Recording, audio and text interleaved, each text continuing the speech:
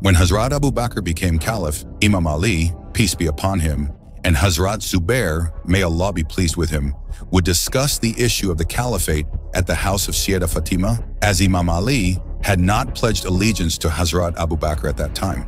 Since this posed a threat to Hazrat Abu Bakr's caliphate, when Hazrat Umar found out, he became enraged and came to the house of Sayyida Fatima with a group of people.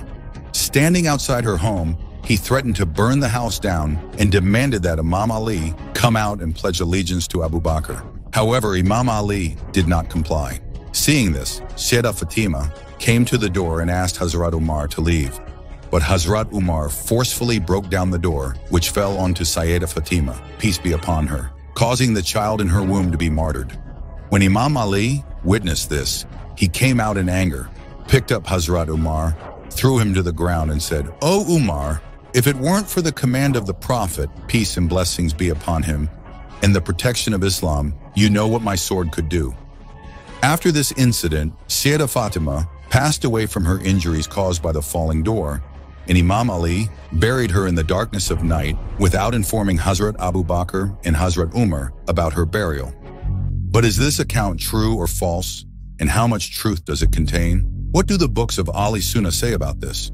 This same incident is also recorded in one of the most authentic books of the Ali Sunnah, Musannif ibn Abi Shayba. It describes how Hazrat Umar went to the home of Sayyida Fatima and threatened her, saying, "I swear by Allah, no one is dearer to me than your father, and after him, no one is dearer to me than you. But if these people gather at your house again, I will set your house on fire." Saying this, Hazrat Umar left. Afterward, when Imam Ali and his companions came to visit Sayyida Fatima at her home, she informed them about Umar's threat to burn her house. She told them to leave, so Imam Ali and his companions departed and did not return until they pledged allegiance to Hazrat Abu Bakr. Concerning the narrator of this hadith, Sunni scholars state that the narrator, Aslam, who was Hazrat Umar's servant, is not reliable.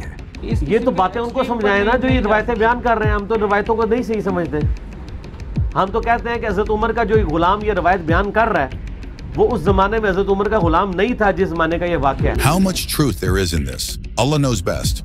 But we find hadith in both Sahih Bukhari and Sahih Muslim from the same narrator who is considered a respected and authentic source by all the muhaddithin, hadith scholars. Furthermore, regarding this warning hadith of Hazrat Umar, all the narrators, such as Muhammad bin Bashar, Ubaidullah bin Umar, Zayd bin Aslam, and his father Aslam, are also authentic narrators, and many hadiths from them have been recorded in both Bukhari and Muslim. Considering all of this, the authenticity of this hadith could be 100% since it is written in Musannaf ibn Abi Shayba, which is one of the 6 most authentic books of Ahl al-Sunnah. This hadith has also been mentioned in many other books, including several Shia sources, with the most famous being the book of Sulaim bin Qais. However, Ahl al-Sunnah consider him an unreliable narrator, so I won't focus on his account. But if we examine this hadith, it only mentions a threat and does not state that Hazrat Umar actually broke Sayyida Fatima's door.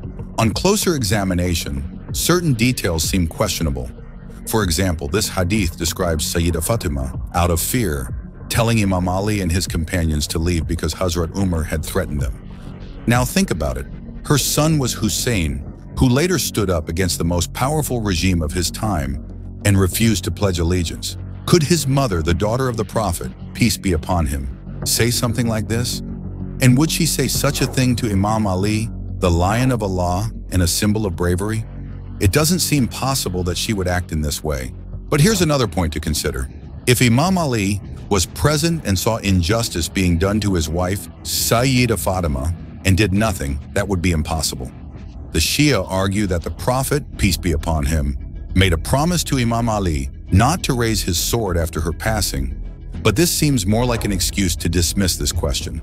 Furthermore, Hazrat Umar himself narrated several hadiths about the honor of Ahl al-Bayt, and also narrated hadiths about Imam Hassan and Imam Hussein, peace be upon them. Allah had informed the Prophet, peace be upon him, about the death of his children, just as the Prophet, peace be upon him, had mentioned the martyrdom of Imam Ali and Imam Hussein, peace be upon him. So it's clear that if the Prophet, peace be upon him, had known about the death of Sayyida Fatima, he would have surely made a statement about it. And if the Prophet, peace be upon him, had known that Hazrat Umar would do such a thing to Sayyida Fatima, ever have even looked at Hazrat Umar? There are many good things written about Hazrat Umar in the books, and only a few things are written against him. If we were to accept the things written against him, then what about the good things that are documented with authentic chains of narration? As for this incident, Allah knows best. If Hazrat Umar really did such a thing, then no one can save him from the punishment of Allah.